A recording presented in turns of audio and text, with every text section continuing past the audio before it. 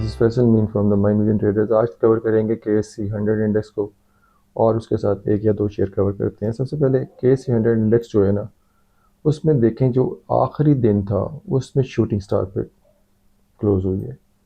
अगर इसको गौर से देखें तो ये टर्टल सूप भी बनता है। मार्केट ने ब्रेकआउट किया, ब्रेक इन कर लिया। अब जो यहाँ पे टर्टल सूप है ICT के कॉन्सेप्ट के साथ, इससे सिल्वर बुलेट है, वो 2 दफ़ा हो चुका है, ये दूसरी दफ़ा है। क्या शूटिंग स्टार जाके इस कप एंड हैंडल का जो हैंडल बन रहा था उसकी बर्बादी फेर सकते हैं? यस, पॉसिबल है, क्योंकि इंटरनेशनल मार्केट में टैरिफ की वजह से काफ़ी ज़्यादा पैनिक सिचुएशन है। हमारे यहाँ अभी तक उसका इम्पैक्ट नहीं आया। जो ऑयल स्टॉक्स थे वो काफ़ी बुरी तरह दूसरी जगह हुए हैं, ऑयल काफ़ी बुरी तरह गिरा है। 72 से 60 में आ गया, तकरीबन 15% से ज़्यादा ड्रॉप 2 दिनों में आया। इस तरह की वेरोसिटी और इस तरह का मुश्किल काम बहुत काम आता है, क्योंकि अमेरिका ने पहले टैरिफ्स लगाए, रिटेलिएशन में चाइना ने भी उसको किया। अब वीकेंड के ऊपर अगर कनाडा या दूसरे यूरोपियन यूनियन भी कोई टैरिफ्स लेके आ सकते हैं तो मार्केट का मेल्टडाउन अभी ख़त्म नहीं होगा। क्या पाकिस्तान इस दुनिया से बाहर है जिस पे ये इम्पैक्ट नहीं आएगा? ये सोचने की बात है। लेकिन अभी के जो ऊपर टॉप बना है शूटिंग स्टार, टेक्निकल लेके चलें तो शूटिंग स्टार टॉप पे बना है, और इस टॉप के साथ मार्केट में नीचे आने का काफ़ी ज़्यादा जगह बनती है। और इसमें जो नीचे के पास है वो इस एरिया में आके बनता है 16,700 और 15,400 तक बड़े आराम से आ सकते हैं। और अगर ये वीकेंड पे क्लोजिंग, ये जो ओपनिंग है, ओपनिंग में कोई मसला गैप का आया तो वो उससे भी पता लग सकता है कि गैप का एरिया कहाँ तक। 16,000 से ये जो ड्रॉप है ना, ये 15,400 तक हो सकता है। अब इसमें सबसे इंपॉर्टेंट चीज़ जो देखने वाली ये है कि दुनिया में जो इस वक्त हो रहा है, अगर इसका इम्पैक्ट यहाँ फील करना चाहें तो just a glimpse of it कि हुआ क्या है दुनिया में। अगर S&P का इस वक्त स्टॉक्स देखें तो इस वक्त स्टॉक्स जो है अपने 200 डेज की मूविंग एवरेज से जो नीचे हैं, वो तकरीबन almost 81% of the total American stocks जो है ना इस वक्त मार्केट में नीचे हैं। अब वो इतना नीचे है तो इसका मतलब यहाँ की मार्केट में क्या होगा, तो वो इस जगह आके बनता है तकरीबन 96,000 के अराउंड। ये इससे नीचे की एरियाज के बनते हैं। लेकिन मैं पैनिक नहीं करना चाहता। अभी के लिए जो हमारा है ना, वो 14,700 और 15,400 का एरिया। 14,700 और 15,400, 14,700 और 15,400 का एरिया काफ़ी इंपॉर्टेंट होगा। और ये जो इसकी गैन की ग्रिड है, इसमें मार्केट चलना शुरू हुई है।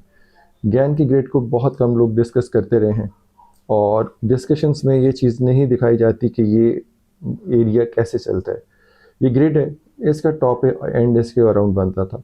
अब वहाँ से मार्केट ने इस एरिया को होल्ड करके वापस आ रही है, तो अब ये इस जो स्लोप है इसके साथ चलती है।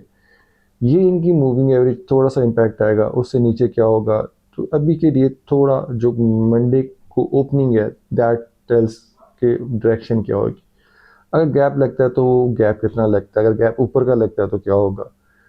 बट मैं न्यू बाय इनिशिएट नहीं करूँगा। शॉर्ट शायद स्टॉप के साथ मैं इनिशिएट कर लूँगा, बाइंग नहीं इनिशिएट करेंगे। और ये जो एरिया है ना, ये 17,300 का बड़ा इंपॉर्टेंट होगा क्लोजिंग के ऊपर, क्योंकि अगर इम्पैक्ट आएगा तो इम्पैक्ट कितना देर रहेगा ये देखने वाली बात है। अब दो स्टॉक्स जो हम करने चाह रहे हैं उसमें सबसे पहले अब DGKC करेंगे। DGKC जो है ना, उसमें अब DGKC को देखते हैं। DGKC के जो स्टॉक्स हैं वो बड़े आराम से चलते हुए इसने ब्रेकआउट करते आ रहे हैं, और उसका ब्रेकआउट अभी तक चलता आ रहा है।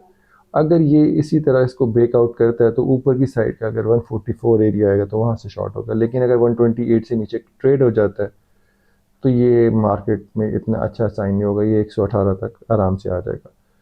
पैनिक वाली न्यूज़ में कोई नहीं कह रहा है, मैं सिर्फ ये बता रहा हूँ कि अगर मार्केट टेक्निकली चलेगी तो उसमें क्या आएगा। अगर 128 से नीचे ट्रेड होता है, जिसकी पॉसिबिलिटी हो सकती है, तो 118 122 का एरिया पॉसिबल है। पैनिक सिचुएशन में क्रिएट नहीं कर रहा। ऊपर का अगर ब्रेकआउट होता है तो ये सबसे अच्छा स्टॉक जो इस वक्त स्ट्रेंथ में है वो DGKC है, क्योंकि बाइंग मोड में बहुत आला चल रहा है, और इसका ऊपर जो है 144 का टारगेट बन सकता है। इसके अलावा जो दूसरा अगर हम कर रहे हैं तो मारी का शेयर है। इसने ब्रेकआउट किया ऊपर की तरफ, किया 730-35 के एरिया तक इसका एरिया आया है। उसके बाद ये नीचे साइड पर अगर आता है, और ये इसकी 3 जो कैंडल बार बार ऊपर से नीचे, नीचे से ऊपर, जो लिक्विडिटी बन रही थी अब स्वाइप होने जा रही है, लिक्विडिटी स्वाइप होगी, तो मेरा ये ख्याल है कि इसका डाउन साइड अभी आता है। और इसमें जो एरिया है ना, वो 658 680 का एरिया बनेगा, इधर तक आने का चांस है। मूविंग एवरेज जो 50 और आवर्स की है 100 की, वो अभी उधर ही खड़ी हुई है, नीचे है। तो उसके लिए तो नहीं अभी, लेकिन 658 के एरिया के लिए हम इसको देख सकते हैं कि पीएसओ जो है वो क्या कर रहा है। इसको ब्रेकआउट करना था, ब्रेकआउट करके वहीं पे सस्टेन कर गया, ब्रेकआउट कर नहीं रहा, नो मैंस लैंड है। अगर ये 441 से ऊपर चला जाता है तो 16 अप्रैल के लिए हमारा प्रोजेक्शन था कि नया हाई होना चाहिए, विच कुड बी 527 528। यहाँ की रिजेक्शन और इस लो से नया लो होना, 392 से नीचे चला जाना, बहुत क्वेश्चन मार्क हो जाएगा हर चीज़ पे, और मार्केट में डीपर करेक्शन आ सकती है। और मार्केट में डीपर करेक्शन जो है ना, अभी के लिए तो ये 377 375 पे रुक सकती है, लेकिन अगर उससे ज़्यादा डीप होती है तो फिर पैनिक सिचुएशन है। We are staying out, not shorting और buying. We wait side line पे कि कहाँ आके हमने इसमें दोबारा एंट्री करनी है। अभी तो नहीं है, लेकिन हम शॉर्ट साइड पे विद स्टॉप जाएंगे, बाइंग भी इंट्राडे में रखेंगे। कोई ओवरनाइट पोजीशन अगर करनी पड़ी तो जितनी पोजीशन करते हैं उसका 1/10 पोजीशन करेंगे।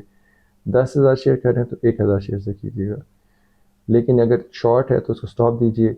शॉर्ट फ्यूचर में कीजिएगा, और अगर कैश में नहीं होती तो उसका फिर अपनी डिलीवरी या कुछ छोटी सी चीज़ें को ऑफलोड करके साइड लाइन बैठिए और वेट करिए डिप का, मार्केट की करेक्शन का ओवर हो जाए तब एंटर होइएगा।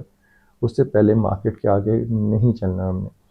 अब दोबारा यही कि 441 से ऊपर अगर पीएसओ जाता है तो हमने इसको बाय करना है। अगर 441 से ऊपर नहीं जाता, रिजेक्शन हो जाता है, तो फिर हमारी पॉसिबिलिटी 392 और उससे नीचे 372 की होगी। तो उससे पहले हम एंटर नहीं करेंगे, साइड लाइन पे बैठेंगे और मार्केट का गैप का इंतज़ार करेंगे मंडे को किस साइड का गैप लगता है। तो गैप लगेगा तो फिर मंडे को देखते हैं मार्केट दूसरी और ये कैसे अनफोल्ड होंगी। तब तक के लिए इजाज़त दीजिएगा।